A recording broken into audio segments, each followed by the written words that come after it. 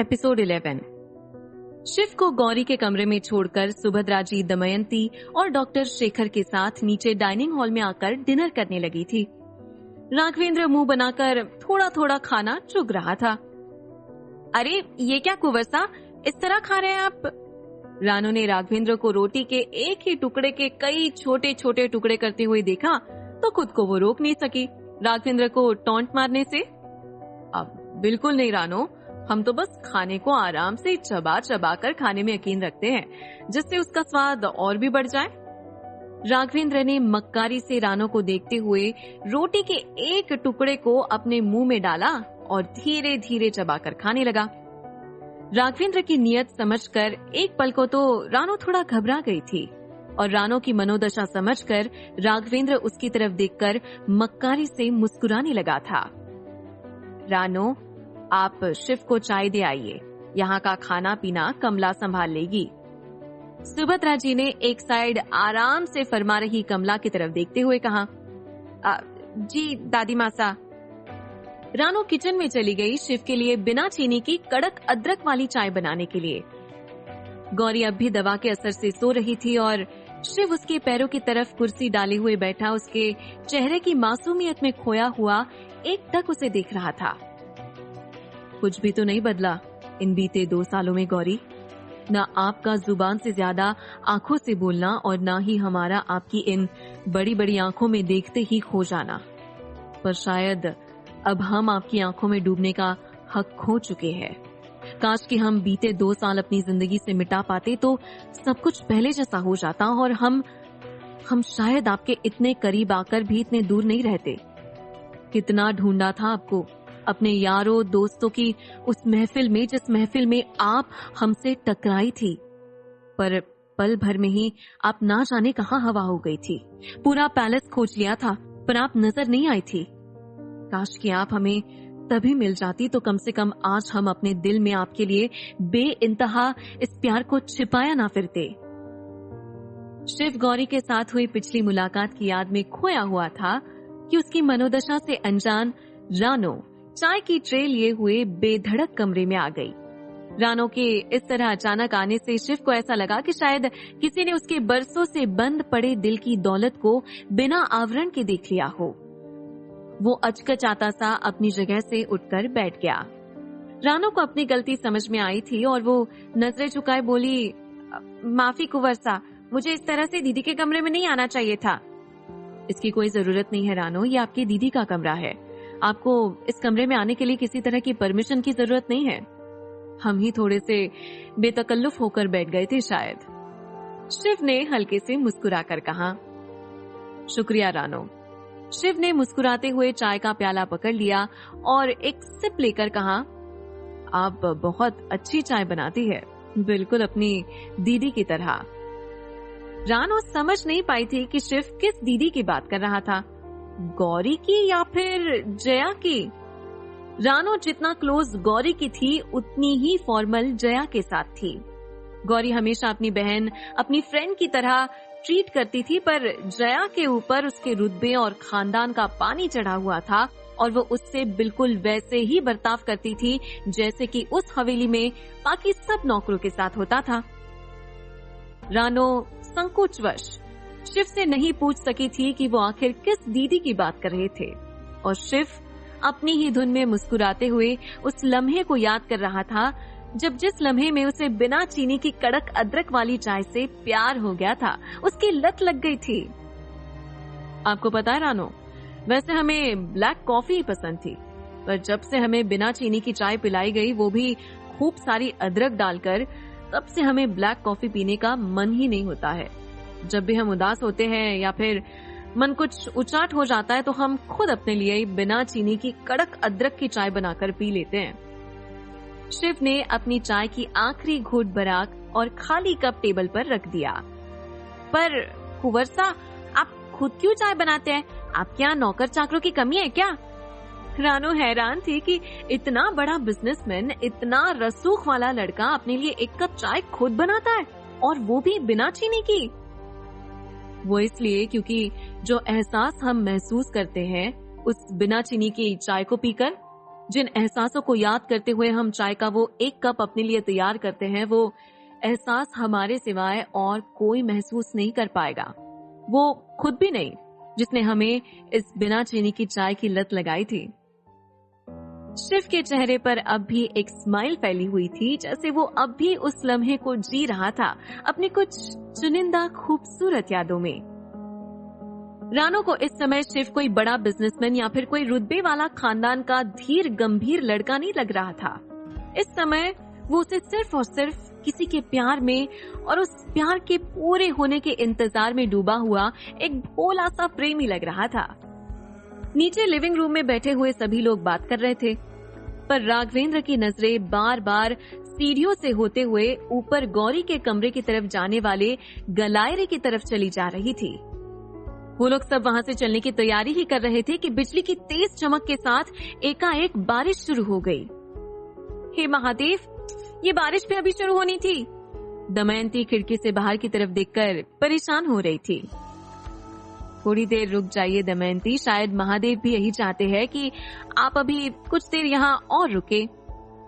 सुभद्रा जी ने कमला को चाय बनाने के लिए बोल दिया था। तब तक कमला मुंह बनाते हुए किचन में चली गई। मुझे सब बड़ी मालकिन की मुंह लगी कहते हैं, पर जरा इस रानो को भी तो कोई देख ले, कैसे आगे पीछे लगी हुई है दमयंती जी और कुंवर साके। कमला तुनक कर गैस पर चाय का पानी चढ़ाते हुए बड़बड़ किए जा रही थी। ओफो, ये कमबख्त बारिश को भी अभी आना था। अब साले साहब को और मौका मिल जाएगा गौरी के कमरे में रुकने का। नहीं, मुझे कुछ तो करना ही होगा। राघवेंद्र अपने फोन में नजरें गड़ाने के बहाने अपना दिमाग चलाए जा रहा था और फिर बोला, दमयंती, हम क्या कह रहे थे कि अब बहुत देर हो गई है, मासा घर पर अकेली होंगी, बारिश का क्या ठिकाना, पता नहीं कब बंद हो, और वैसे भी हम सबको कौन सा पैदल जाना है जो भीग जाएंगे। शिव को बुला लीजिए, हमारे ख्याल से अब हम सभी को घर के लिए निकलना चाहिए। राघवेंद्र की एक नजर अब भी ऊपर के कॉरिडोर में ही अटकी हुई थी। कुंवर साहब, बारिश बहुत तेज है, माना कि आप लोग पैदल नहीं जाएंगे, पर गाड़ी चलाने के लिए रास्ता भी तो साफ होना चाहिए। एक तो रात का समय है और ऊपर से इतनी तेज बारिश, कुछ देर रुकने में कोई हर्ज नहीं है। रानो ने राघवेंद्र की बात काटते हुए कहा। हम रानो की बात से बिल्कुल सहमत है राघवेंद्र, आप सब लोग बारिश के कम होने तक यहीं क्यों नहीं रुक जाते, हमें भी तसल्ली रहेगी। सुभद्रा जी ने मुस्कुराते हुए कहा, ठीक है दादी मासा, हम जरा मासा को फोन करके बता दे कि हम लोग थोड़ी देर से आएंगे। दमयंती ने फोन पर घर का नंबर डायल करते हुए फोन को अपने कान से लगा लिया था। रानो की बात सुनकर राघवेंद्र एक बार फिर से उड़ कर रह गया था। शेखर रानो की बात पर मुस्कुरा कर रह गया था।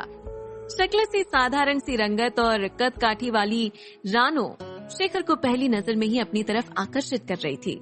वो जानना चाह रहा था कि आखिर रानो यहाँ किस तरह से रह रही है, पर शिव की तरह ही संकोची स्वभाव का शेखर डर रहा था कि कहीं वो इस बारे में कुछ पूछकर कोई गलती ना कर बैठे। क्या शेखर रानो से प्यार करने लगा था? आखिर शिव के दिल में गौरी के लिए इतना प्यार था तो उसने उसे पहले क्यों नहीं चुना? आखिर क्या बीता है इन दोनों के दिलों में, जानने के लिए सुने अगला एपिसोड। समझ लीजिए आप। दमयंती के कुछ कहने से पहले ही राघवेंद्र ने जहर उगलते हुए कहा। शेखर का मुंह हैरानी से खुला का खुला रह गया। किचन से और गरम पकोड़े लेकर आ रही रानो के पैरों को जैसे लकवा मार गया था और वो जम से गए थे। उसकी खुशी से चमकती हुई आंखों से आंसुओं की बरसात होने ही वाली थी कि उसके कान में सुभद्रा जी की रौबदार आवाज पड़ी और अनायास ही उसकी आंसुओं से बरसती आंखों के बावजूद भी उसके होठों पर मुस्कुराहट तैर गई। सुभद्रा जी बोली, रानो हमारे लिए गौरी से कम नहीं है शेखर। हाँ, ये सच है कि वो इस घर की पैदाइश नहीं है, पर उन्हें भी हमने गौरी की तरह ही पाला है। हम तो उन्हें गौरी की तरह ही रखना चाह रहे थे, पर स्वाभिमानी रानो को ये बात मंजूर नहीं थी। वो अपनी पढ़ाई और रहन सहन का खर्च हमें देना चाहती थी और इसके लिए उन्हें एक नौकरी की तलाश थी। हमारी समझाने पर ही उन्होंने गौरी की केयरटेकर बनना स्वीकार किया, जिससे इन्हें रहने के लिए छत और खाने के लिए भोजन के अलावा अपनी पढ़ाई का खर्च उठाने में कोई दिक्कत ना हो और हमारे यहाँ नौकरी करते हुए इनके आत्मसम्मान को भी ठेस ना पहुंचे। ओह, that's so impressive। शेखर के चेहरे पर रानो के लिए प्रशंसा के भाव देखकर सुभद्रा जी संतुष्ट हो गई थी, पर वो उतनी ही खफा राघवेंद्र से भी हो गई थी। दमयंती भी राघवेंद्र के इस हरकत पर हैरत में पड़ी हुई उसे ही घूर रही थी। ओह, सो सॉरी दादी मासा, हमारे कहने का मतलब वो नहीं था। अपनी छीछा लेदर होते हुए देखकर राघवेंद्र ने फौरन माफी मांग लेने में ही अपनी भलाई समझी थी। राघवेंद्र, रानो हमारे लिए गौरी के जैसे ही है, तो आइंदा से उनके लिए कुछ भी कहने से पहले सोच लीजिएगा। सुभद्रा जी ने राघवेंद्र को वार्न करते हुए कहा था। जी दादी मासा, हम ध्यान रखेंगे। अपनी गलती मानने और उसके लिए माफी मांगने के अलावा अभी फिलहाल राघवेंद्र के पास और कोई दूसरा चारा नहीं था। गौरी को एक बार और जी भरकर निहारने के बाद शिव ने बहुत हिम्मत करके अपने फोन में उसकी सोते हुए एक फोटो उतार ली थी। पता नहीं अब फिर कब उन्हें ये मौका मिलता और नसीब होता कि वो दोनों इतने करीब से और इत्मीनान से एक दूसरे को देख सकते। आपके साथ बिताए इस एक्सीडेंटल पर बेहद खूबसूरत पल को हमने अपनी यादों में कैद कर लिया है। वैसे तो हम महादेव से शिकायत कर रहे थे कि आपको इतना कष्ट क्यों दे रहे हैं वो, पर अब हमें समझ में आ रहा है कि शायद आपके इस दर्द के पीछे शायद वो हमें कुछ देर की राहत देना चाहते हैं। पर महादेव से हमारी यही प्रार्थना है कि हमें आपके दर्द की कीमत पर अपनी राहत नहीं चाहिए। ये राहत तो हमारी जान सांसत में डाल देती है। अपना ख्याल रखिएगा गौरी, हमारे लिए ना सही पर खुद के लिए, उनके लिए जो आपसे बेहद प्यार करते हैं और आपको हमेशा हर पल खुश देखना चाहते हैं। बोलते हुए शिव आहिस्ते से गौरी के सर की तरफ झुका और थोड़ी सी दूरी से ही उसके सर को अपने होठों से छू लिया। चलते हैं गौरी, अगर इससे ज्यादा देर और रुके तो हम खुद को शायद रोक नहीं पाएंगे आपके करीब आने से। हमारी सांसों को चलाने के लिए आपके इस रूहानी एहसास को हम अपने साथ लिए जा रहे हैं। शिव ने दरवाजे पर पहुंचकर ठिठक कर एक बार सोती हुई गौरी को देखा और कमरे से बाहर चला गया। अब कैसी तबीयत है गौरी की शिव? राघवेंद्र के चेहरे की बेचैनी शिव को असमंजस में डाल रही थी। सो रही है वो, और उम्मीद करते हैं कि सुबह जब उठेंगी तो बिल्कुल वैसे ही उठेंगी जैसे वो रोज सुबह उठती है।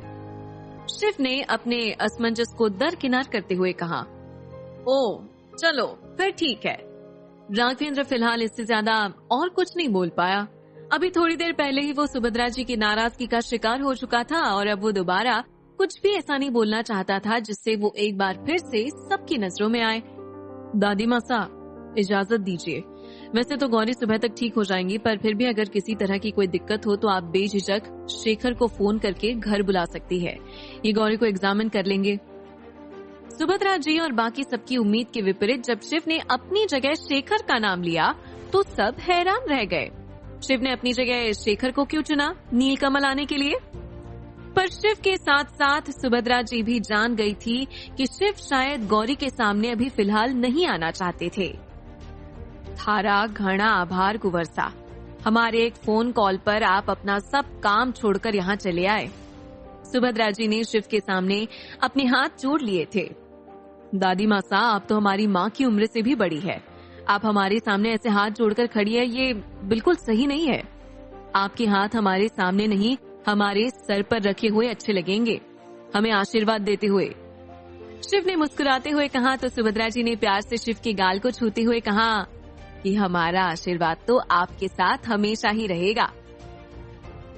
शिव और सुभद्रा जी के बीच की इस बातचीत को सुनकर जहां दमयंती, शेखर और रानो खुशी से झूम उठे थे, वही राघवेंद्र के दिल पर सांप नहीं एनाकोंडा लौट रहे थे, गुस्से और नफरत के मारे।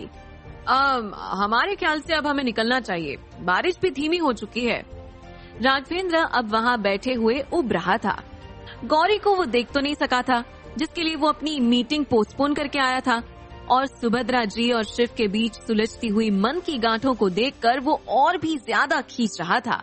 इसीलिए अब उसे नीलकमल में रुकने का कोई मन ही नहीं हो रहा था। उसके दिमाग में कुछ चल रहा था और वो इधर उधर देखते हुए किचन की तरफ झांकी। ये मुस्कुराहट उसकी खुद की थी और इस मुस्कुराहट की सबब थी गौरी, शिव की गौरी। वही दमयंती के साथ पीछे की सीट पर आंखें मूंदे बैठे हुए राघवेंद्र के चेहरे पर भी एक अलग भाव थे, गुस्से के, कुढ़न के और नफरत के, जिन्हें वो चाहकर भी किसी के सामने बयां नहीं कर पा रहा था। गाड़ी चलाते हुए शेखर की नजरें बराबर से अपने बगल में बैठे हुए शिव और अपनी पीछे की सीट पर बैठे हुए राघवेंद्र के फेशियल एक्सप्रेशंस को जज कर रही थी।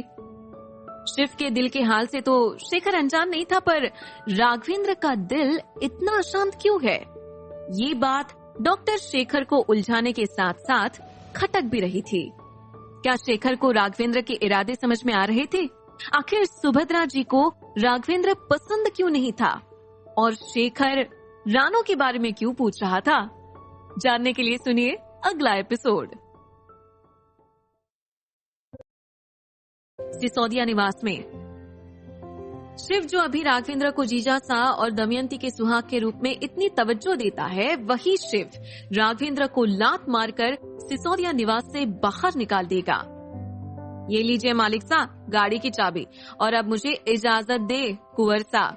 शेखर ने मजाकिया लहजे में शिव की तरफ अपना सर झुकाते हुए कहा। ओफो शेखर, अब बस भी कीजिए, आप भी जीजी सा के साथ मिलकर हमें टीज कर रहे हैं, और अब आप यही रुक जाइए हमारे साथ। बारिश अभी भी पूरी तरह से बंद नहीं है और रात भी काफी हो चुकी है। शिव ने गाड़ी को लॉक करते हुए कहा। हाँ शेखर, हम भी आपसे यही कहना चाहते थे। दमयंती ने भी शिव की बातों का समर्थन किया। ठीक है, मुझे कोई एतराज नहीं है, पर जीजा साहब तो कुछ बोल ही नहीं रहे हैं। लगता है उन्हें मेरा यहाँ रुकना पसंद नहीं आ रहा है। हालांकि शेखर ने ये बात मजाक के तौर पर ही कही थी, लेकिन पहले से ही जले भुने बैठे राघवेंद्र को शेखर की ये बात बहुत चुभ गई थी।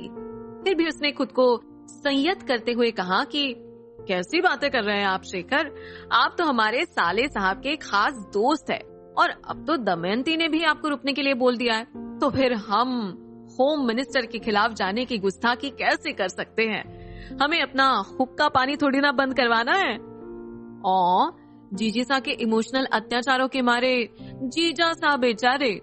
शेखर एक फिर से हंस पड़ा था, और इस बार उसकी इस हंसी में शिव और दमयंती भी शामिल थे। अच्छा, अब अंदर भी चलिए, सारी रात क्या यही बाहर खड़े रहने का इरादा है? दमयंती ने राघवेंद्र के हाथ में अपना हाथ डाला और शिव और शेखर को अंदर आने का कहकर खुद वहां से अंदर की ओर चली गई। उन दोनों के जाते ही तो अब शिव ने एक भव ऊपर चढ़ाते हुए शेखर की तरफ देखा। काम शुरू हो चुका है, डोंट वरी, कुछ ही दिनों में रिजल्ट भी आ जाएगा, पर अभी के लिए अंदर चले, सच में यहाँ खड़े खड़े ठंड लगने लगी है मुझे। शेखर ने कहा। चलिए ठीक है, शिव ने कुछ सोचते हुए कहा, और दोनों घर के अंदर प्रवेश कर गए। राघवेंद्र फ्रेश होने की बोलकर बाथरूम में घुस गया था, और अब वहां गुस्से में और अपमान में धधकता हुआ इधर से उधर चक्कर लगा रहा था। आजकल चींटी के भी पर निकल आए हैं। सुभद्रा देवी का तो हम जानते हैं कि बहुत मजबूत महिला है, इतनी आसानी से टूटने वाली नहीं है, पर आज तो साले साहब भी अपना रंग दिखा रहे थे। बहुत हंसी सूझ रही थी आज अपने उस डॉक्टर दोस्त के साथ मिलकर। और हंसी भी किसकी की जा रही थी? हमारी, राघवेंद्र सिंह की। पर ना ही शिव और ना ही शेखर हमारे बारे में अभी कुछ नहीं जानते कि हम कितने गहरे हैं। अंदर ही अंदर इस सिसोदिया खानदान की जड़ों को खोखला कर देंगे, दीमक की तरह, और एक दिन पूरा सिसोदिया खानदान रेत के महल की तरह भर भरा कर गिर जाएगा। और उस गिरे हुए हम बाथरूम में ही चेंज करने के लिए गए थे, और तभी हमें लगा कि कोई हमारे पीछे हमारे कमरे में घुसा है, और हमारी हजारों बार आवाज देने के बाद भी कोई कुछ बोले बगैर ही वहां से निकल गया। आपकी सब बातें ठीक है जीजा सा, पर ये आप अभी थोड़ी देर पहले जीजी सा से किस टोन में बात कर रहे थे? शिव को राघवेंद्र का दमयंती पर इस तरह से चिल्लाना बिल्कुल भी पसंद नहीं आया था। दमयंती के भी समझ में नहीं आ रहा था कि आखिर उसके सिंपल से सवाल पूछने पर राघवेंद्र इतना गुस्सा क्यों हो गए थे। अब वो हम बस हमें गुस्सा आ गया था। कोई बिना बताए हमारे कमरे में घुसा और उसने हमारी और दमयंती की फोटो फ्रेम को तोड़ दिया। ये देखिए आप। राघवेंद्र जल्दी से अपने कमरे के अंदर गया और एक चटके हुए कांच के फ्रेम को बाहर ले आया, जिसके अंदर दमयंती और राघवेंद्र की कपल फोटो लगी हुई थी। महादेव, आप भी कमाल करते हैं कुंवर सा, एक टूटे हुए फोटो फ्रेम के लिए आप इतना नाराज हो रहे हैं। जानकी जी मुस्कुराते हुए बोली, ये सिर्फ एक चटका हुआ फोटो फ्रेम नहीं है काकी सा, इस फ्रेम के अंदर हमारी और रानी साहिबा की एक खूबसूरत याद कैद है और हमें ये बिल्कुल भी पसंद नहीं है कि कोई हमारी खूबसूरत यादों को हमारी मर्जी के बिना छुए। राघवेंद्र ने गुस्से से शिव की तरफ देखा और शिव के उसकी तरफ देखते ही उसने फौरन अपनी नजरें फेर कर दमयंती की तरफ कर ली और मुस्कुराने लगा। लगता है जीजा सा बहुत प्यार करते हैं जीजी सास से। मैं दुआ करूंगा महादेव से कि वो आप दोनों के इस प्यार को किसी की नजर ना लगने दे। शेखर ने एक अर्थपूर्ण तरीके से राघवेंद्र की तरफ देखा और उसकी तरफ शरारत से आंख विंक कर दी। माधव, जाइए और इस चटके हुए कांच को यहाँ से हटा दीजिए और राघवेंद्र आप ये फोटो हमें दीजिए, हम कल ही इसे खूबसूरत से कांच के नए फ्रेम में लगवा देंगे। सुनैना जी ने माधव को वहाँ की सफाई करने के लिए कहा और राघवेंद्र के हाथ से वो चटका हुआ फोटो फ्रेम लेकर जानकी जी के साथ वापस अपने रूम में चली गई। तभी शेखर बोला, आइए शिव, हम दोनों भी अपनी बैठक को आगे बढ़ाते हैं, इससे पहले कि कोई हमारे कमरे में भी आकर चुपके से बैठ जाए और हमारी किसी चीज को नुकसान पहुंचा दे उससे पहले। शेखर ने तिरछी नजरों से राघवेंद्र की तरफ देखा और व्यंग्य से मुस्कुराकर वहां से चला गया। राघवेंद्र मजबूरी में दांत पीस कर रह गया था, पर दमयंती के साथ में खड़े होने की वजह से वो चुप करके रह गया था। आप हमसे इतना प्यार करते हैं कि बस एक फोटो फ्रेम की जरा से चटकने पर आप इतना नाराज हो गए। दमयंती राघवेंद्र के इस व्यवहार पर आश्चर्यचकित रह गई थी। अब हमारी रानी साहिबा है ही इतनी प्यारी सी कि हमसे रहा ही नहीं जाता है आपको बिना प्यार किए। राघवेंद्र ने झूठे प्यार का दर्शन करते हुए दमयंती को अपने गले से लगा लिया। दमयंती राघवेंद्र के इस दिखावे को सच मान बैठी थी। आखिर राघवेंद्र ने कमरे में किसकी आवाज सुनी थी? क्या कोई ऊपर से नजर रख रहा था? आखिर राघवेंद्र गौरी को पाने के लिए क्या प्लान बनाने वाला था? अब क्या होगा शिव और गौरी के साथ? जानने के लिए सुनिए अगला एपिसोड। एपिसोड 14।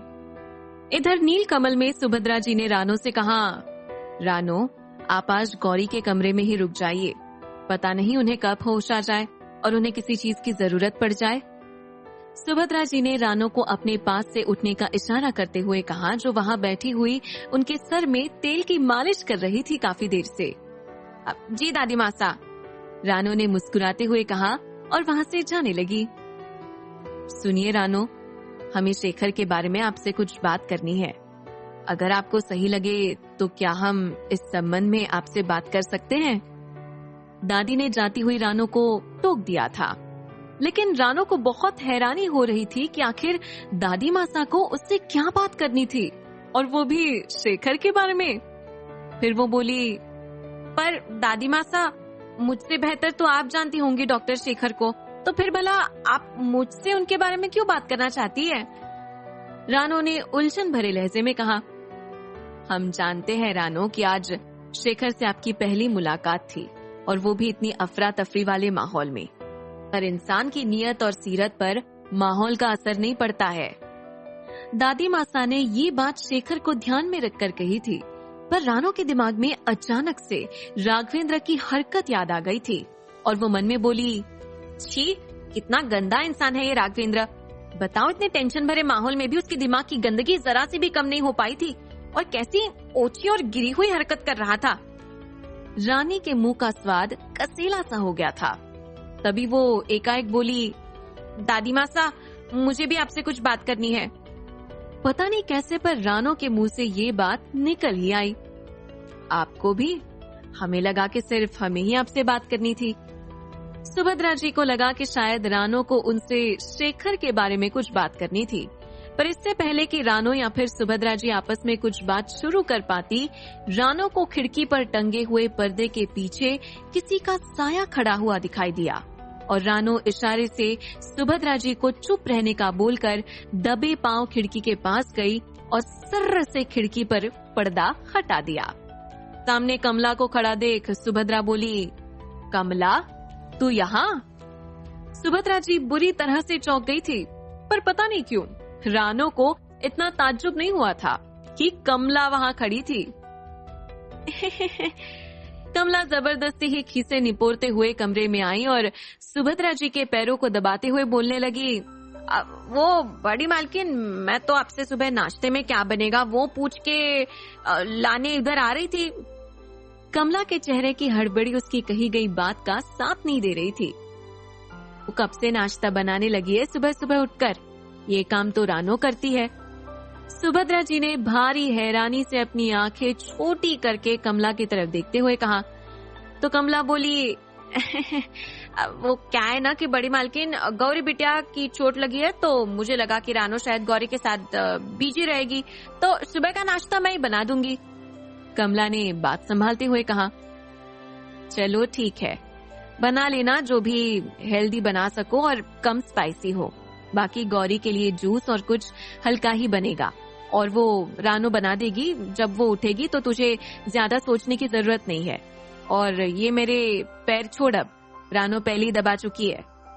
सुभद्रा जी ने कमला को इशारे से अपने पैर छोड़ने के लिए कहा और करवट लेकर लेट गई। अच्छा तो अब हम भी चलत है, सवेरे मिलते हैं तुमसे रानो। कमला रानो के सामने बत्ती से निपोरते हुए वहां से चली गई। आप भी जाइए रानो और आराम कीजिए, बहुत रात हो रही है। हम आपसे अब फुर्सत में बात करेंगे इस बारे में। सुभद्रा जी ने लेटे हुए ही रानो से कहा। ठीक है दादी माँ साहब, गुड नाइट। रानो ने सुभद्रा जी के कमरे की लाइट ऑफ की और वहां से सीधे गौरी के कमरे में चली गई। गौरी के बिस्तर के सामने पड़े हुए सोफे पर लेटी हुई रानो काफी देर तक सोती हुई गौरी को देखती रही और मन ही मन कुछ सोचते हुए उसने भी अपनी आंखें बंद कर ली। इधर सिसोदिया निवास में शिव और शेखर दोनों ही शिव के कमरे की बड़ी सी बालकनी में पड़े हुए झूले पर बैठे हुए सामने आसमान में बादलों संग आंख मिचौली खेल रहे चांद को देख रहे थे, पर चुपचाप। तेज बारिश के बाद चल रही ठंडी हवा और बादलों की आवाजाही से कभी कभी हल्की हल्की बौछार भी पड़ रही थी, जो कुछ 2-3 मिनट के बाद अपने आप ही बंद हो जाती थी और कभी अपने आप ही शुरू भी हो जाती थी। पर इस सब में शिव और शेखर का अपने काम को अंजाम देने के क्रम में कोई व्यवधान नहीं पड़ा था। तो आप कब बता रहे हैं अपने दिल की बात? आखिर लंबी देर तक चांद को निहारने के बाद जब चांद को एक काले बादल ने अपने आगोश में ढक ही लिया तो शिव ने शेखर की तरफ रुख करते हुए बात शुरू कर दी। हाँ, आपने मुझसे कुछ कहा क्या शिव? शेखर को शायद शिव से इस सवाल की उम्मीद नहीं थी। आपको लग रहा है कि हम दोनों के अलावा यहाँ कोई और भी है जिससे हम कुछ पूछेंगे? शिव को हंसी आ गई थी शेखर की बात सुनकर। पर आपको नहीं लगता कि आपने ये सवाल पूछकर कुछ जल्दी कर दिए कुंवर साहब? शेखर ने सवाल के बदले सवाल ही पूछ लिया था। रहने दीजिए शेखर, बचपन से जानते हैं आपको। जब आपको कोई चीज पसंद आ जाती है ना तो आप बस हर बात पर और बार बार मुड़ मुड़ कर बस उसी चीज को निहारते रहते थे। शिव शेखर की तरफ कनखियों से देखकर मुस्कुरा दिया था। शिव की बात बेवजह नहीं थी और इस बात का सबूत था शेखर का ब्लश करते हुए मुस्कुराना। हाँ शिव, पर बचपन अलग था। बचपन में कोई चीज पसंद आ गई तो उसे पाने के लिए रो उठता था, मचल जाता था, और जब कुछ भी नहीं होता था तो जबरदस्ती अपने हाथों में थाम कर भाग जाता था। लेकिन अब बात दूसरी है। अब बचपना नहीं दिखा सकता हूँ ना मैं, और सबसे बड़ी बात तो ये है कि अब जो पसंद आया है वो कोई चीज नहीं है। शेखर एकाएक संजीदगी से शिव की तरफ देखने लगा था। हाँ तो हम कब कह रहे हैं कि आप इसे एक चीज की तरह ट्रीट करें, और खास तौर पर जब बात किसी के जज्बातों की हो तो अपनी तरफ से ईमानदार रहना बहुत जरूरी होता है। वरना एक बार अगर बेवफाई का दाग आपके दामन पर लग गया ना तो उम्र गुजर जाती है, लेकिन कुछ दाग वक्त के साथ और भी गहरे और बदरंग होते जाते हैं। बोलते हुए शिव के चेहरे पर अचानक ही दर्द की अनदेखी सी लकीर खींच गई थी। शिव प्लीज, आप खुद को ब्लेम करना कब बंद करेंगे? जो कुछ भी हुआ उसमें आपकी कोई गलती ही नहीं थी। शेखर को बहुत खराब लग रहा था अपने दोस्त के लिए। हमारी गलती ना होने पर भी गलत हम ही ठहराए गए शेखर। हमारी अपनी मासा ने हमें गलत समझा था। कितनी आसानी से उन्होंने हमारे ऊपर लगे लांछन को सच मान लिया था। हमें हमारी बेगुनाही साबित करने का एक मौका भी नहीं दिया था किसी ने, और सीधे ही हमारी जिंदगी का सबसे बड़ा, सबसे अहम फैसला हमारी उस गलती के प्रायश्चित स्वरूप में ले लिया गया था, जो गलती हमने की ही नहीं थी। शिव की आंखों में उसके दिल का दर्द छलक आया था और वो शेखर के कंधे पर अपना सर रखकर शांत हो गया था। रो नहीं सकता था वो। उसे सिखाया गया था कि लड़के कभी रोते नहीं है, और लड़का जब राजपूत हो तो फिर तो उसको रोना उसके लिए शर्म की बात हो जाएगी। दिल चाहे अंदर ही अंदर कट के रह जाए, पर लड़के रो नहीं सकते। शिव, मेरी वजह से आप आज फिर से अपने उस दर्द को जी उठे। मेरा यकीन मानिए शिव, मेरी ऐसी कोई इंटेंशन नहीं थी। शेखर को अफसोस हो रहा था कि उसने बेकार ही रानो की बात छेड़ दी थी, और शिव के सामने और शिव को ना चाहते हुए भी अपने पुराने नासूर बन चुके जख्म याद आ गए। आज आप कितने दिनों बाद खुलकर मुस्कुराए थे, और मेरी एक गलती ने आपके चेहरे से वो हंसी छीन ली। शेखर शिव के सामने नजरें झुकाए खड़ा था। आपकी वजह से कुछ भी नहीं है शेखर, आप खुद को ब्लेम मत करिए। हमें तो जब हमारे अपनों ने ही गलत समझ लिया तो आप तो उस समय यहाँ थे भी नहीं, फिर आपको तो हम क्या ही दोष दे सकते हैं। रही बात आज की खुशी की, तो वो भी हमें तब नसीब हुई जब गौरी हमारी इस खुशी से अनजान थी, वो अपने होश में नहीं थी। वरना अपने होशो हवास में तो वो भी हमारे साय से कुछ इस तरह से दूर भागती है कि जैसे हम उनके साथ। शिव इससे आगे कुछ कह ही नहीं पाया और दुख और गुस्से से अपनी आंखें बंद करके घुटनों के बल जमीन पर बैठ गया, नजरें झुकाए, और धीरे से बोला, उनके साथ जीने की तमन्ना हमें मरने नहीं देती है कि हमने तो जीना ही छोड़ दिया है अब उनके बगैर। काश कि ये ख्वाहिश पूरी हो जाए इबादत के बगैर, वो आकर गले लग जाए इजाजत के बगैर। पर हम आज की इस चुराई गई खुशी से बहुत खुश हैं शेखर। आज के इस 1 घंटे के सहारे हम अपनी पूरी जिंदगी काट लेंगे। हमें हमारे जीने के लिए गौरी को हासिल करना जरूरी नहीं है। हम गौरी से प्यार करते हैं, बेइंतहा प्यार करते हैं, और हमारे दिल में उनके लिए जो ये एहसास बसा हुआ है ना, वो हमारी सांसों को चलाने के लिए काफी है।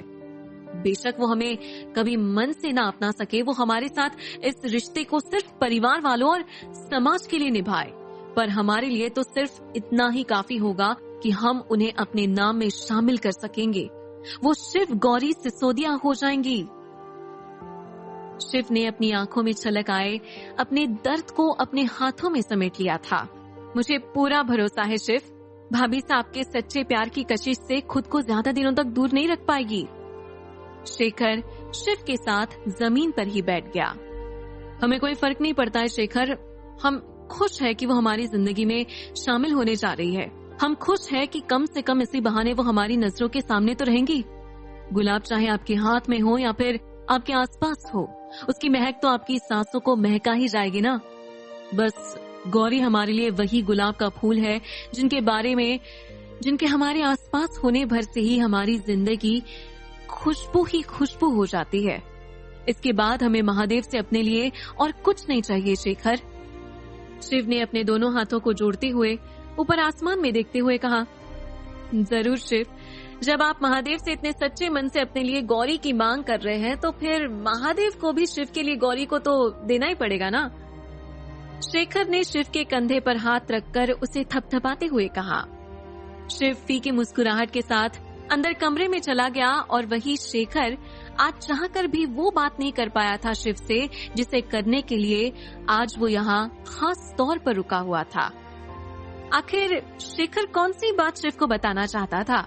आखिर क्या हुआ था शिव के अतीत में? और आखिर कमला छुपकर रानो की बात क्यों सुन रही थी? जानने के लिए सुनिए अगला एपिसोड।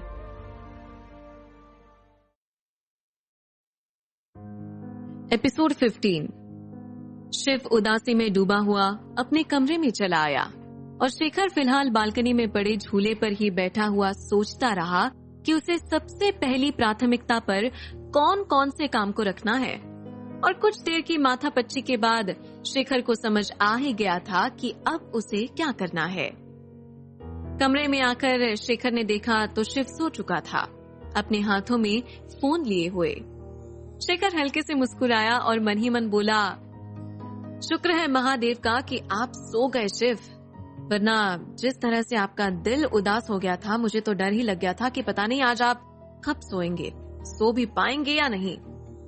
शेखर ने आहिस्ते से जैसे ही शिव के हाथों से उसके फोन को अलग रखने की कोशिश की, फोन की स्क्रीन पर शिव की उंगली टच हो गई और स्क्रीन पर आज रात की, बल्कि अभी थोड़ी देर पहले की ली गई गौरी की फोटो चमकने लगी।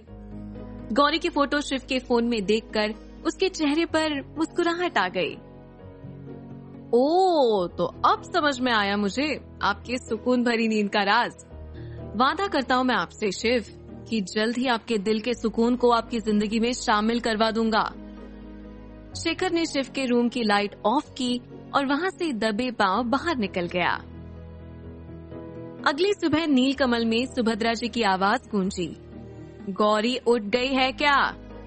सुभद्रा जी ने रानो से पूछा, जो उनके लिए सुबह की चाय लेकर आई थी।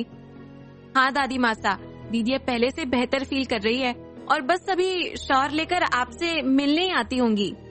रानो सुभद्रा जी की चाय तैयार कर रही थी और फिर वो आगे बोली, दादी मासा मुझे आपसे ना एक बात करनी है। पर रानो ने सुभद्रा जी के हाथों में चाय का कप पकड़ा दिया और उनकी तरफ सवालिया नजरों से देखने लगी। रानो, आप हमसे बेफिक्र होकर कुछ भी कहने का अधिकार रखती है, बताइए क्या कहना चाहती हैं आप? सुभद्रा जी ने चाय के कप से एक घूंट भरते हुए कहा, दादी मासा, मुझे लगता है कि आपको गौरी दीदी और कुंवर की सगाई की और फिर ब्याह की तारीख जल्द से जल्द निकलवानी चाहिए। रानो ने घबराहट में पूरी बात एक सांस में ही कह दी थी और अब उसे लग रहा था कि कहीं सुभद्रा जी उससे नाराज ना हो जाए कि भले ही उन्होंने उसे गौरी की तरह ही लाड़ प्यार दिया है और उसकी सुख सुविधाओं का ध्यान रखा, पर ये हक तो उन्होंने उसे कभी दिया नहीं कि वो उनके रहते गौरी से संबंधित कोई भी फैसला कर सके। और रानो का अंदाजा उसे कुछ सही होते हुए नजर आ रहा था। सुभद्रा जी चाय के कप को वापस टेबल पर रखकर रानो की तरफ गौर से देखने लगी थी, जबकि चाय अभी काफी बची हुई थी कप में। सुभद्रा जी बोली, और आपको ऐसा क्यों लगता है कि हमें गौरी की सगाई और शादी की तारीख जल्द तय कर देनी चाहिए? सुभद्रा जी ने रानो की तरफ सवाल करते हुए देखा। वो दादी मासा, वो ना मुझे। रानो के कुछ भी समझ में नहीं आ रहा था कि वो ऐसे कैसे सीधे सीधे राघवेंद्र का नाम ले सकती थी गौरी की जल्दी शादी करने के पीछे। तभी सुभद्रा जी बोली, हमने कहा ना आपसे रानो, आप हमसे अपने मन की बात निसंकोच होकर कह सकती है। सुभद्रा जी पता नहीं क्यों आज खुद चाहती थी कि रानो उनसे अपनी मन की बात खुलकर कह सके। क्या पता ये खुद महादेव का ही इशारा हो कि जो बात उनके मन में चल रही थी वही बात रानो के भी मन में चल रही थी, तो कम से कम उन्हें ये तो तसल्ली होगी कि ऐसा कुछ सोचने वाली वो अकेली तो नहीं है। दादी माँ साहब, वो मैं कह रही थी कि गौरी दीदी और कुंवर की सगाई और शादी जल्द से जल्द करवा देनी चाहिए, क्योंकि अगर गौरी दीदी कुंवर से दूर ही रहेंगी तो फिर उन्हें, मतलब उन दोनों के बीच की गलत सोच की गांठें कब खुलेंगी ना? वो दोनों ही एक दूसरे को कब समझ पाएंगे? उनके इस नए बने रिश्ते को उन दोनों का ही पर्याप्त समय चाहिए। दादी माँ साहब। रानो आज भी चाहते हुए राघवेंद्र का सीधा नाम नहीं ले सकी थी सुभद्रा जी के सामने। आखिर उस एनाकोंडा के ऊपर हाथ डालने से पहले बेचारी दुबली पतली सी रानो के पास कोई पुख्ता इंतजाम तो होना चाहिए कि जिससे एनाकोंडा फिर उसके बिछाए गए जाल से बाहर ना निकल सके। वही सुभद्रा जी ने कहा, आपकी बात बिल्कुल सही है रानो, हमारे मन में भी कुछ ऐसा ही चल रहा है। हम भी अपने कुल पुरोहित को नीलकमल आने का संदेशा भिजवाते हैं। तब तक आप जाकर देखिए कि गौरी तैयार हुई या फिर नहीं। कुछ भी तय करने से पहले हम एक बार गौरी से बात करना चाहते हैं। सुभद्रा जी ने रानो को गौरी को बुलाकर लाने के लिए भेज दिया और खुद एक गहन सोच में बैठ गई। चाहते तो हम भी यही है कि इससे पहले कि गौरी की जिंदगी में कुंवर राघवेंद्र सिंह कोई नई मुसीबत लेकर आए, हमें गौरी के हाथ को शिव के हाथ में देना ही पड़ेगा। पर ना जाने क्यों एक पल को हमें भी ऐसा ही लगा था कि जैसे आप भी हमसे वही कहना चाह रही थी जो हमारे दिल में चल रहा था। पर कोई बात नहीं रानो, हमें खुशी हुई जानकर कि आप गौरी के लिए इतनी फिक्रमंद है। सुभद्रा जी सोफे से उठी और टेबल पर पड़े हुए अपने फोन को उठाकर उसमें से कुल पुरोहित का नंबर ढूंढने लगी। इधर गौरी के कमरे में रानो बोली, अब कैसा लग रहा है दीदी?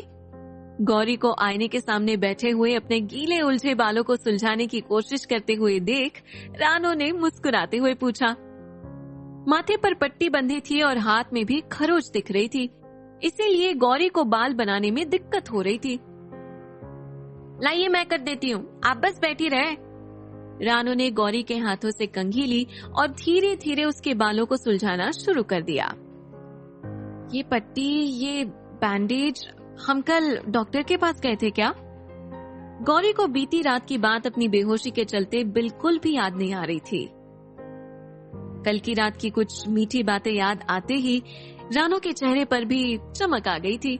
हाँ दीदी, डॉक्टर साहब यहाँ आए थे आपकी चोट का इलाज करने और उन्होंने ये सब पट्टी और बैंडेज वगैरह बांधे हैं आपको। ओह, जरूर दादी मासा ने हमारे फैमिली डॉक्टर को बुलाया होगा, गौरी मन में सोच रही थी। तभी रानो ने बोला, पूछेंगी नहीं दीदी दादी मासा ने किसे बुलाया था डॉक्टर बाबू को यहाँ लेकर आने के लिए? रानो के मन में बड़ी गुदगुदी सी हो रही थी इस समय, पर गौरी के मन में तो वो बात दूर दूर तक नहीं थी जो रानो उसे बताने जा रही थी। कैसे पता होगा रानो, आप भी कमाल करती है, हम तो खुद ही अपने होश में नहीं थे। गौरी ने एक नजर सामने आईने में दिख रही रानो को देखा और फिर अपनी चूड़ियों के साथ खेलने लगी। कल दमयंती जीजी और कुंवरसा आए थे अपने किसी डॉक्टर दोस्त को लेकर, उन्होंने ही आपको दवा दी और आपकी मरहम पट्टी की। रानो आहिस्ते आहिस्ते गौरी के लंबे घुंघराले बालों को सुलझाते हुए बोली। क्या? पर गौरी एकदम से चौंक गई। शिव यहाँ आए थे हमारे लिए और हम बैल बुद्धि बेहोश हो गए थे, एक बार देख भी नहीं सके। ये गौरी का दिल था जो शिव के आने की बात सुनकर एकदम से धड़क उठा था, और फिर उसका दिमाग उसके दिल की कोमल भावनाओं पर हावी होने लगा था। फिर उसने रानो से पूछा, वो यहाँ क्यों आए थे और वो भी जीजी सा के साथ?